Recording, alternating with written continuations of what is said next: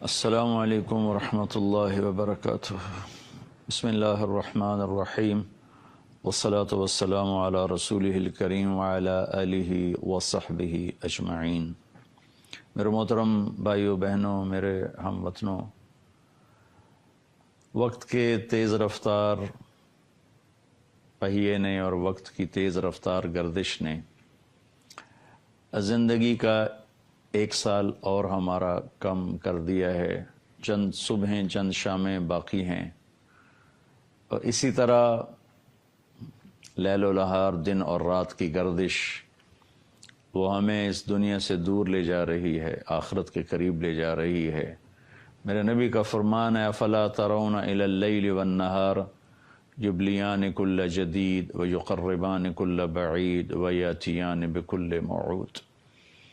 تم دیکھتے نہیں ہو دن اور رات کس تیز رفتاری کے ساتھ وہ ہر نئے کو پرانا کر رہے ہیں، ہر دور کو قریب لا رہے ہیں، اور اللہ کا وعدہ، اللہ کے وعدے کو ہمارے قریب لا رہی ہیں۔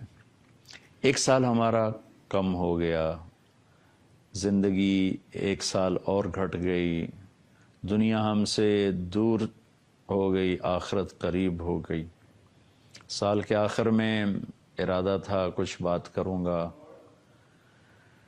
لیکن جو کل سانحہ ہوا ہے اور ایک صدمہ پوری قوم کو پہنچا ہے، اس پر ہر آنکھ اشک بار ہے، ہر دل زخمی بھی ہے، غم زدہ بھی ہے۔ یہ ہمارا اجتماعی صدمہ ہے۔ جن گھروں کے بچے اللہ کے پاس پہنچے، ہم ان سب کے لیے دعا گو ہیں، ان کے دکھ میں، ان کے درد میں شریک ہیں۔ ہم ان کا غم مٹا نہیں سکتے، دل پر لگے ہوئے زخم ہم بھر نہیں سکتے، وہ تو میرا اللہ ہی اس کا صلہ انہیں عطا فرمائے گا۔ جب اس طرح کسی کا بچہ وہ اٹھا لیا جاتا ہے اور اللہ تعالیٰ اسے موت دے دیتا ہے، تو پھر وہ اپنے فرشتوں سے پوچھتا ہے کہ میرا بندہ کیا کہہ رہا تھا، میری بندی کیا کہہ رہی تھی جب میں نے ان کے دل کے ٹکڑے کو اٹھا لیا، وہ کیا کہہ رہے تھے؟ تو فرشتے کہتے ہیں یا اللہ وہ کہہ رہے تھے کہ اللہ کا شکر ہے، ہم اللہ کی رضا پر راضی ہیں۔ ایسے الفاظ جو ہم بولتے ہیں ماشاءاللہ ہر مسلمان، ہر اہل ایمان بولتا ہے، تو اللہ تعالیٰ فرماتے ہیں کہ میرے بندے کے لیے ماں ہے یا باپ، جنت میں ایک گھر بنایا جائے، اس کا نام رکھا جائے بیت الحمد، شکر کا گھر۔ میں اپنے اللہ سے دعا کرتا ہوں جن ہمارے کلمہ گو بھائی بہنوں کے، ہمارے ہم وطنوں کے بچے شہادت کا درجہ پا کر اللہ کی بارگاہ میں پہنچے ہیں، اللہ ان سب والدین کے لیے جنت میں شکر کا محل بنائے۔ اور ایک حدیث میں آتا ہے کہ اہل ایمان کے بچے وہ ابراہیم علیہ السلام کے پاس جا کے جمع ہو جاتے ہیں۔ تمام چھوٹے بچے یا بچیاں جن کا انتقال ہوتا ہے، انہیں اللہ تعالیٰ ابراہیم علیہ السلام کے ساتھ جنت میں جمع فرما دیتے ہیں۔ ابراہیم علیہ السلام مجھے یقین ہے جنت الفردوس میں ہی ہیں۔ تو ہمارے بچے سب کے سب، وہ افریقہ میں اللہ کے پاس حاضر ہو یا پاکستان میں، وہ ابراہیم علیہ السلام کے ساتھ ہوتے ہیں، اور ابراہیم علیہ السلام ان کے ساتھ رہتے ہیں۔ اور پھر آخرت میں یہ بچے، اگر ماں باپ میں کوئی کوتاہیاں ہوں گی تو یہ اپنے ماں باپ کو چمٹ جائیں گے اور کہیں گے یا اللہ، یہ تو چونکہ جنتی ہیں، تو چھوٹے ہیں، معصوم ہیں، ان کے لیے تو جنت واجب ہے، تو پھر اگر ماں باپ میں کوئی کمی کوتاہی بھی ہوئی تو یہ بچے کہیں گے یا اللہ، ہم اس وقت تک جنت میں نہیں جائیں گے جب تک ہمارے والدین ہمارے ساتھ نہیں جائیں گے۔ تو اس پر اللہ تعالیٰ فرمائیں گے اچھا جاؤ اپنے والدین کو بھی ساتھ لے جاؤ۔ وطن عزیز پر بہت عرصے سے آفات ہیں، اگر آپ غور فرمائیں، آسمانی آفات تابڑ توڑ ہیں، زمینی آفات تابڑ توڑ ہیں، کہیں زلزلے ہیں، کہیں طوفان ہیں، کہیں سیلاب ہیں، کہیں حادثات ہیں اتنے خوفناک، پوری بس کی بس جل جاتی ہے۔ اسکول وین پر ٹرین چڑھ جاتی ہے معصوم ننھی کے لیے. میرے علاقے کا واقعہ میاں چنو کے قریب ٹرین چڑھ گئی، وہ پھاٹک کھلا ہوا تھا، عین وسط میں آ کر اسکول وین بند ہو گئی. دھند تھی اس دن اور 3-4 سال پہلے کا واقعہ ہے. سارے معصوم بچے کچلے گئے. تو میں تو پہلے بھی عرض کرتا رہتا ہوں، اب بھی یہی کہوں گا، سال کا اختتام ہے، ہم سب اپنے اللہ کو راضی کرنے کے لیے کوشش کریں. ایک دوسرے سے عداوت چھوڑیں، نفرت چھوڑیں، دشمنیاں چھوڑیں. اللہ کی بارگاہ میں سارے جھکیں، معاف کریں، ہر قسم کی نفرتوں کو دبا دیں.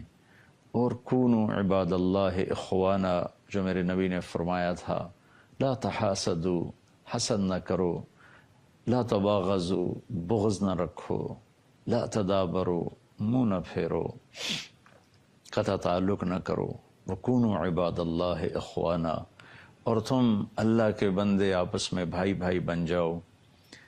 میں تو سارے اپنے سننے والے چھوٹے بڑے سب سے اپیل کروں گا کہ ہم سب اللہ کی بارگاہ میں توبہ کریں، معافی مانگیں کہ جہاں تک بات جا چکی ہے اللہ کے سوا کوئی نہیں جو اسے حل کر سکے. اس مجدھار میں، طوفان میں پھنسی ہوئی کشتی کو نہیں لگتا کہ ملاح بھی کنارے تک پہنچا سکیں، وہ بھی ہمارے جیسے انسان ہیں. تو بھائیو بہنوں، ہم اوروں کو دیکھنا چھوڑ کر اپنے گریبان میں جھانکنا شروع کریں، اپنے عیب، اپنی کمیاں دیکھیں اور اللہ کی بارگاہ میں توبہ استغفار کریں. مہدی ایک عباسی خلیفہ گزرا ہے،